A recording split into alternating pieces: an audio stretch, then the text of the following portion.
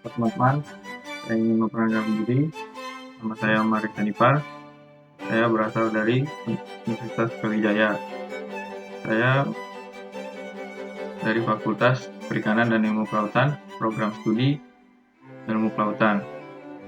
Dengan NIM saya 2050806001111042. Nah, saya di sini ingin menjelaskan tentang artikel ilmiah yang saya buat. Artikel yang saya buat ini berjudul Pengaruh Pengembangan Budidaya Ikan Hias Koi sebagai Pendukung Pembangunan Nasional Perikanan di Indonesia. Dapat nikmati. Video ini saya buat tujuan untuk menyelesaikan tugas matematika Indonesia yang diampu oleh dosen Anang Saiful Rohman yang merupakan dosen bahasa Indonesia saya. Di video ini juga saya akan menampilkan PowerPoint yang merupakan poin-poin yang merupakan inti dari artikel ilmiah yang saya buat. Selanjutnya saya akan menjelaskan struktur yang terdapat pada artikel saya. Yang pertama itu terdapat pada judul.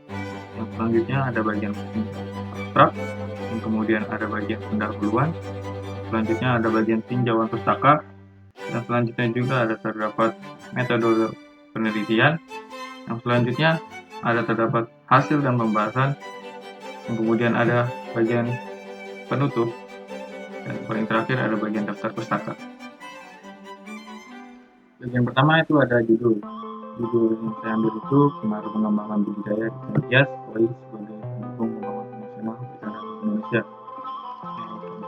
Ini termasuk ikan yang memiliki nilai jual tinggi. Jadi saya mengambil judul. Selanjutnya ada abstrak. Abstrak adalah bagian penting dari sebuah makalah ilmiah. Abstrak ini termasuk bagian yang memiliki cakupan keseluruhan dari makalah ilmiah, termasuk dari latar belakang, metode, hasil, kesimpulan. Selanjutnya kita masuk ke dalam bagian pendahuluan.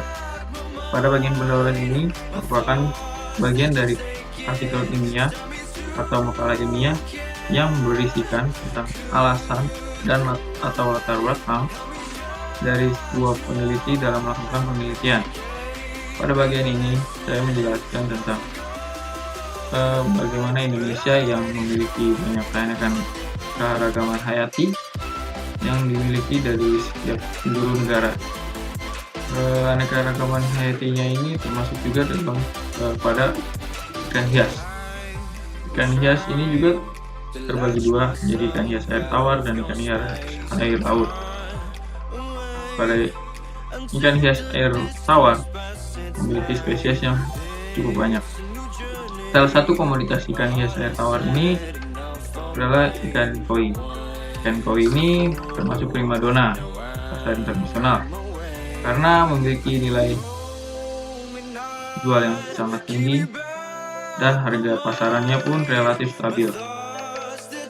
Ikan koi ini banyak diminati karena bentuk badan serta warnanya ini yang memiliki warna dan bentuk badan yang menarik dan dipercaya memiliki banyak keuntungan jika memilikinya bagi para pencinta koi di Indonesia. Pada bagian pendahuluan ini juga memiliki tujuan penulisan. Pada bagian tujuan penulisan ini saya bertujuan untuk mengetahui dan menganalisis apa saja yang menjadi faktor dari pembudidayaan ikan koi sebagai pembangunan nasional perikanan Indonesia. Tujuan penulisan ini juga termasuk sebagai rumusan masalah yang akan dibahas dalam hasil dan pembahasan. Selanjutnya juga terdapat manfaat penulisan.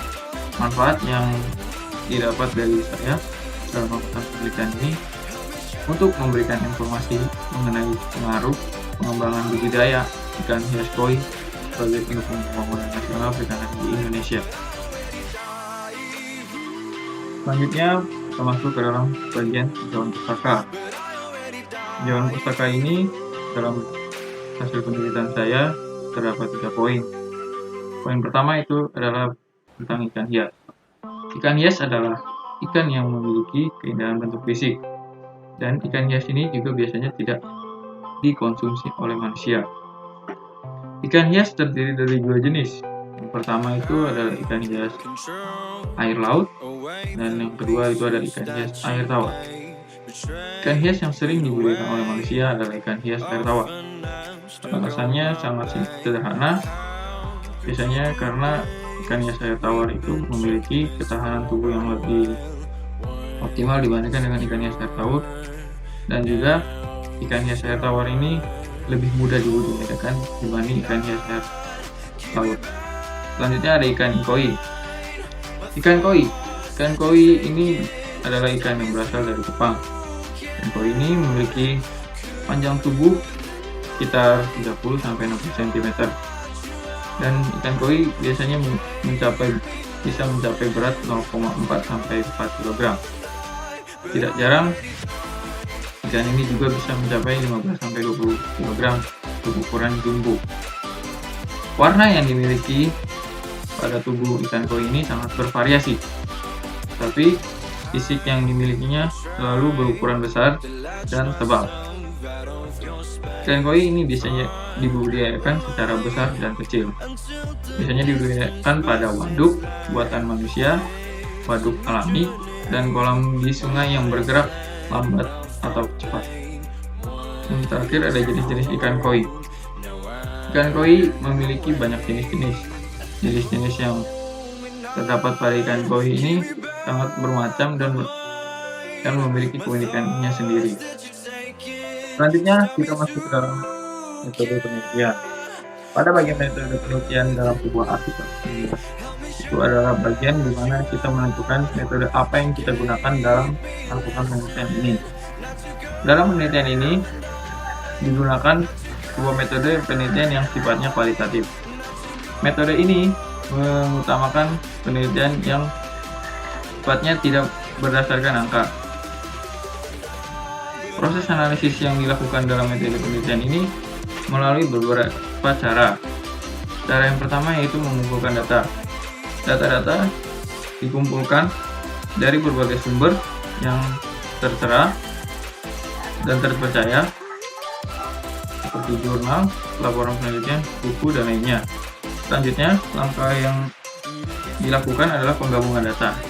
Data-data tersebut digabungkan dari berbagai sumber dan dianalisis di antara data yang satu dengan yang lainnya. Dan langkah terakhir yaitu penarikan kesimpulan berdasarkan hasil penelitian yang sudah dilakukan. Selanjutnya kita masuk ke dalam bagian hasil dan pembahasan dari suatu artikel ilmiah. Hasil dan pembahasan dari suatu artikel ilmiah merupakan bagian inti dari semua yang terdapat dalam artikel dan jurnal ilmiah.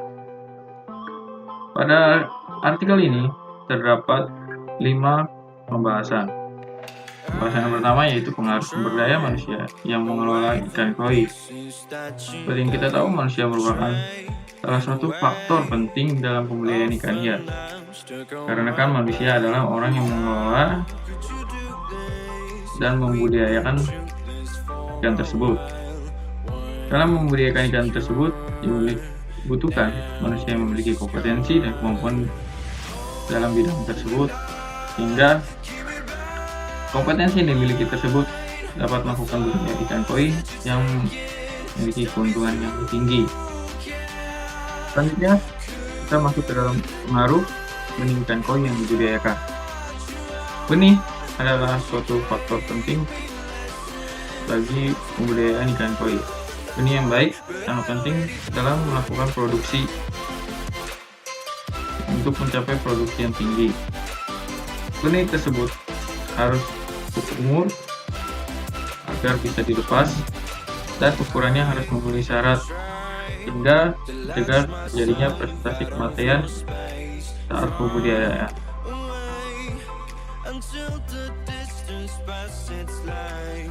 Selanjutnya ada pengaruh luas lahan pembudidayaan ikan. Lahan adalah tempat bagi individu dalam proses pembudidayaan. Lahan ini memiliki perbandingan lurus dengan keuntungan.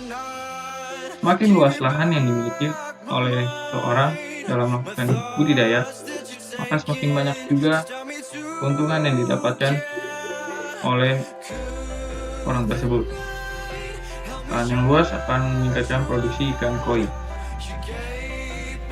Selanjutnya kita ada pengaruh pakan terhadap pembudidayaan. Pakan menjadi penentu tingkatan produksi dan kelangsungan hidup ikan. Pakan menjadi sumber materi dan energi untuk menopang keberlangsungan hidup dan pertumbuhan hidup ikan. Pakan juga menjadi faktor penentu harga jual dari ikan. Kenaikan yang terjadi pada pakan inilah yang menjadi faktor penentu harganya. Selanjutnya ada pengaruh kualitas air terhadap pembudidayaan. Air adalah wadah dan media yang digunakan pembudidaya dalam melakukan pembudidayaan. Air digunakan untuk pemeliharaan ikan dan memiliki syarat agar dapat digunakan secara berkala. Air ini harus memiliki kondisi yang baik agar ikan tetap sehat dan tidak terhindar dari penyakit. Selanjutnya kita masuk ke dalam bagian penutup. Pada bagian penutup ini terdapat dua subbab. Yang pertama adalah kesimpulan. Kesimpulan yang dapat disimpulkan dari hasil penelitian ini adalah ikan koi memiliki banyak pengaruh yang menjadi acuan dalam perkembangan hidupnya dalam pengembangan pembangunan nasional.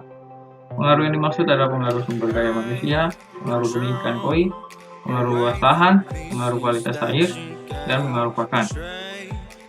Pengaruh-pengaruh tersebut menjadi aspek penting dalam pembudidayaan ikan koi.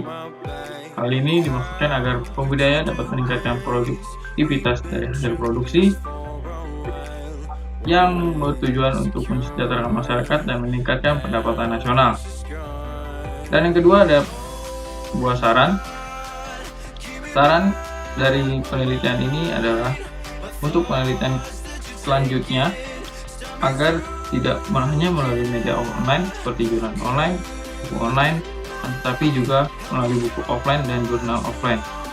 Diharapkan juga pada peneliti yang akan meneliti penelitian ini lebih lanjut agar melakukan diskusi dengan orang-orang yang lebih paham bidangnya agar data-data yang dikumpulkan lebih relevan dan jelas. Selanjutnya ada bagian terakhir. Bagian terakhir dari sebuah penelitian adalah daftar pustaka. Daftar pustaka merupakan daftar di mana penelitian ini mengutip sebuah jurnal atau artikel ilmiah dari orang lain hingga mereka mencantumkannya di dalam daftar pustaka. Dan presentasi dan penjelasan dari hasil penelitian yang saya lakukan. Terima kasih atas perhatiannya. Mohon maaf bila ada kesalahan kata. Terima kasih. Saya Marius Hanifar, pamit undur diri. Bye-bye.